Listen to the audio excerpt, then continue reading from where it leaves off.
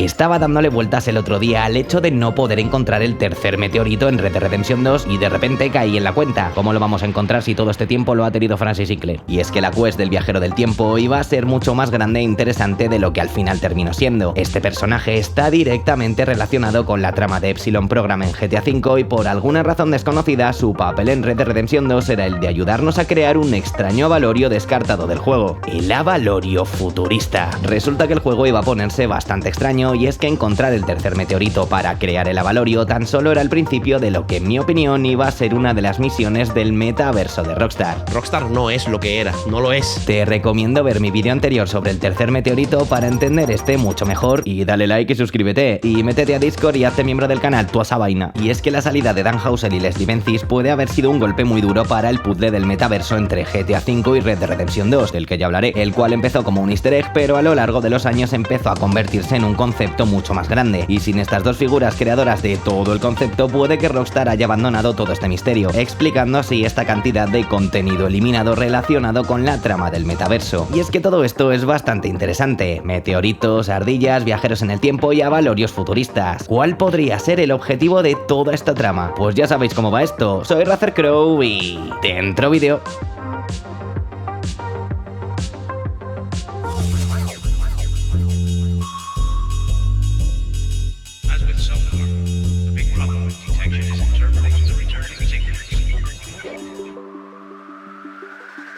Resulta que los meteoritos y Francis Sinclair siempre estuvieron conectados. El hecho de que en el mural haya dibujado uno ya nos daba una pista, pero resulta que Francis Sinclair los utilizaba para crear un avalorio futurista. Aunque primero vamos a recapitular. Para desbloquear la misión de Francis, primero debíamos encontrar los 3 pedazos de meteorito, que son 3 descubribles: el del cráter, el de la casa y por último el de la lluvia de meteoritos. Aparentemente, para encontrar este último pedazo teníamos que conseguir un modelo descartado llamado ardilla y meteorito, que es igual al que nos regala la señora Hobbs. Si colocábamos esta ardilla en la cima del Monte Shan, podíamos acceder a un tercer descubrible oculto llamado lluvia de meteoritos. Tras esto, nuestro objetivo sería el de encontrar el tercer pedazo en una zona cercana al evento para así llevarlo al perista y crear el avalorio de piedra asteroide, que como ya vimos nos daba una bonificación del menos 10% frente a los efectos del calor. Pero el calor nunca fue un factor determinante como para tener que utilizar un avalorio. ¿Es esto una pista de que tenían pensado incluir México? Sea como sea, la misión con el avalorio de piedra asteroide no terminaba aquí, y es que podías tomar la decisión de evolucionar el objeto. Una vez conseguido el avalorio, parece que la historia nos permitía entregárselo a Francis Sinclair. Incluso puede que fuese el propio Francis quien nos pidiese estos fragmentos de meteorito. Fuera como fuera, parece que el viajero del tiempo convertía nuestro avalorio de piedra asteroide en la piedra cuasi futurista, objeto que terminaría convirtiéndose en la estatua de piedra que todos conocemos y que a día de hoy no se sabe si tiene algún uso. Pero la historia no terminaba aquí. No he encontrado mucha información sobre descripciones o sobre el posible uso que podía tener este avalorio, pero el juego se ponía todavía más extraño, y es que no sabemos cómo ni por qué, pero este objeto todavía tenía una mejora más. El avalorio casi futurista podía mejorarse a su versión final, que es la que le pone el título a este vídeo, el avalorio futurista. Yo creo que al ser 3 meteoritos y 3 avalorios tenías que dárselos todos a Francis, y según consiguieses meteoritos el tío te iba mejorando el avalorio, pero es solo mi opinión. Y es que junto a la princesa creo que este es el misterio más raro del juego, pero intentemos aplicar la lógica. Tenemos un juego con temática del oeste con un viajero del tiempo que nos regala valorios futuristas. ¿Cuál podría ser el objetivo de todo esto? Pues especulando y en mi opinión todo apunta a que esta era una misión del metaverso de Rockstar.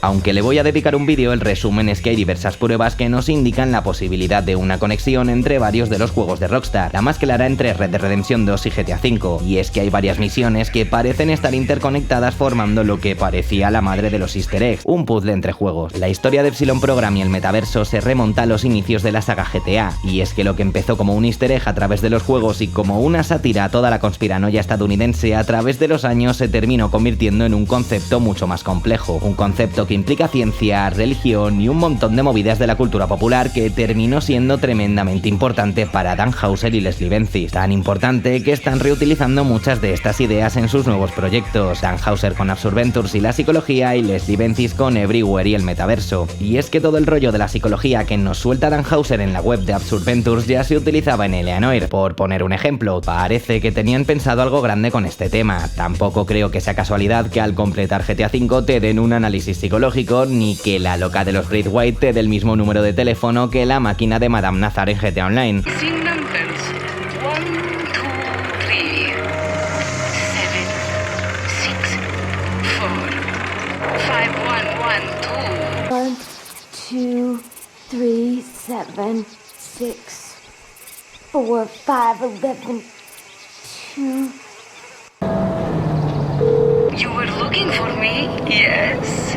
Pero la salida de Dani Leslie junto a este contenido eliminado y a la resolución tan rara que tuvo el misterio del Monte Chiliad pueden estar dándonos las pistas de un puzzle dejado a medias. Eso lo sabremos en GTA 6. Pero ¿para qué podría servir un avalorio futurista relacionado con un viajero del tiempo y con Epsilon Program en Red Dead Redemption 2? La interconexión entre juegos a través del Social Club hemos visto que es técnicamente posible. De hecho, puedes desbloquear armas de Red Dead Redemption en GTA 5 y con un objeto de este estilo, el personaje y el lore con el que está relacionado y llamándose avalorio futurista, la verdad es que me da por pensar en el ovni de la cabaña y en la carta hablando del 2000º año, o sea el futuro, o sea GTA. ¿Podría haber sido este objeto parte de una de las misiones del metaverso en Red Dead Redemption 2 y vamos a ayudar a Francis a viajar en el tiempo? Pues no lo sé, son movidas que se me ocurren con los datos que tengo. También creo que la princesa forma parte de este puzzle, ya que por su propia historia está relacionada directamente con los elegidos de Epsilon Program. Más adelante haré un vídeo hablando sobre la interconexión entre juegos y mi teoría sobre el tema. En resumen, todo apunta a que los meteoritos, más allá de ser únicamente 3 descubribles, formaban parte de la quest de Francis Sinclair. Al entregárselos creábamos un avalorio que podíamos mejorar y evolucionar. Una ardilla activaba el tercer descubrible, que era la lluvia de meteoritos, donde podríamos recoger el tercer pedazo y farmear el avalorio futurista. El avalorio base nos daba una bonificación al calor, pero sus evoluciones no sabemos qué función podían tener. ¿Más bonificación al calor o algo más?